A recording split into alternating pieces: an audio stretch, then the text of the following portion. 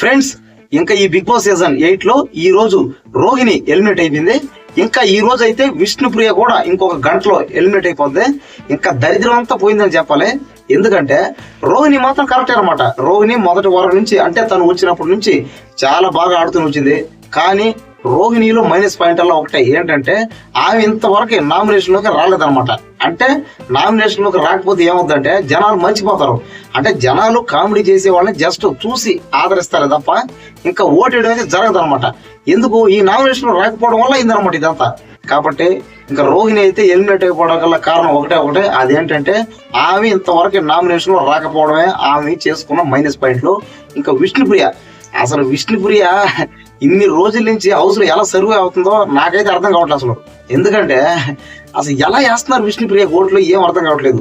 వచ్చినప్పటి నుంచి ఇప్పటిదాకా విష్ణుప్రియ ఒక్క ఆటన్నా ఆడింది లేదు, గెలిచింది లేదనమాట. అంటే ఆడిందే కానీ పెద్దగా అంటే తను కష్టపడి తను ప్రయత్నించి ఆడింది లేదనమాట. పై ఎంతసేపు నాకు ఫ్యాన్స్ ఉన్నారు, నా ఫ్యాన్స్ కోసం నేను అక్కడ పోతా ఎక్కడ పోతా అది చేస్తా ఇది చేస్తా అని అంటాను తప్ప నేను ఆడతాను ఖచ్చితంగా గెలుస్తాను అనేది మాటలు చెప్పిందే కానీ చేతలో చూపింది అయితే లేదనమాట. అక్కడ కావాలంటే మనం చూసుకుంటే ఇది వరకు అంటే బిగ్ బాస్ సీజన్ 1 నుంచి ఇప్పటి వరకు అనమాట. అంటే ఈ సీజన్ లో ఈ 8 సీజన్ లో ఫస్ట్ వారం నుంచి మొత్తం 14 వారాలు అయినాయి. ఈ 14 వారాల్లో అంటే ఈ రోజుకి మొత్తం ఇంకా 100 రోజులు ఫినిష్ అయిపోయింది. అంటే ఈ రోజు ఇంకా 99వ రోజు, ఇంకొక 2 రోజులు అయిందంటే ఇంకా 100 రోజులు అయితే పూర్తి అయిపోతాయి. చూసారు కదా, ఇన్ని రోజులుగా మనం విష్ణుప్రియని రోహిణిని చూస్తున్నాం. అంటే రోహిణి అంటే సగంలో వచ్చింది మళ్ళీ వెళ్ళిపోయింది. కానీ విష్ణుప్రియ మాత్రం అసలు ఏం చేసిందే లేదనమాట. పైగా అసలు మాట్లాడాలంటేనే అసలు చిరాకు అనిపిస్తుంది. ఎందుకంటే ఎంతసేపు పృథ్వీతో లవ్ ట్రాక్ రొమాంటిక్ ట్రాక్ సరే లవ్ రొమాన్స్ అంతా బాగానే ఉంటది. కానీ హౌస్ లో పోయింది దేనికి? కష్టపడి ఆడడానికి, అంతే కదా. కాబట్టి ఆమె వెళ్ళినవి కష్టపడి ఆడేసి బయటకు వచ్చి ఉంటే అయిపోతుంది అనమాట. కానీ ఆమె వెళ్ళిన పని మర్చిపోయింది కాకుండా ఆ ఇష్టం వచ్చినట్టు చేసుకుందాం అనమాట అంతా. పైగా ఎందుకు ఇదంతా దేని వల్ల అయింది? నాకు బయట చాలా ఫ్యాన్స్ ఫాలోయింగ్ ఉంది, నాకు ఖచ్చితంగా ఓటేస్తారు, పైగా నేను ఏం చేసినా కూడా సర్వే అవ్వగలను అనే నమ్మకంతో ధీమాతో అయింది.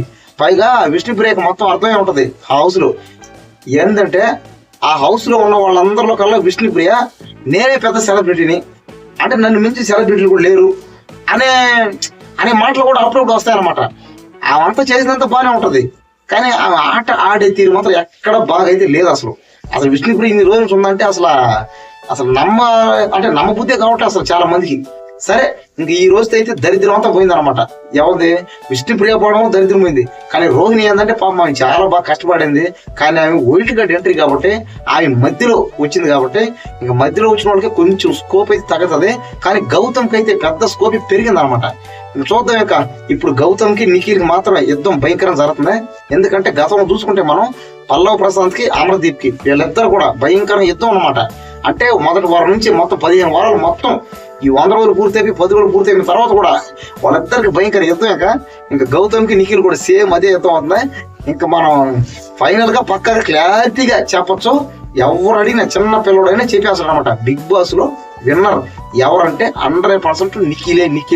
ఎందుకంటే నిఖిల్ అన్న గేమ్ ఆడే విధానం చూసుకుంటే మనం చూడండి, పాపం కన్నున్నా కాలున్నా దెబ్బలు తగిన రక్తాలు గారినా ఆడాలి అని అంటే కప్పు గెలవాలి అనే అదొక ధీమాతో అదొక పట్టుదలతో పైగా చాలాసార్లు చెప్పాడు అభిమానులు నాకు ఓటేశారు, పైగా మీరు ఓటేసిన దానికి మిమ్మల్ని నేను బాధపరచాలని.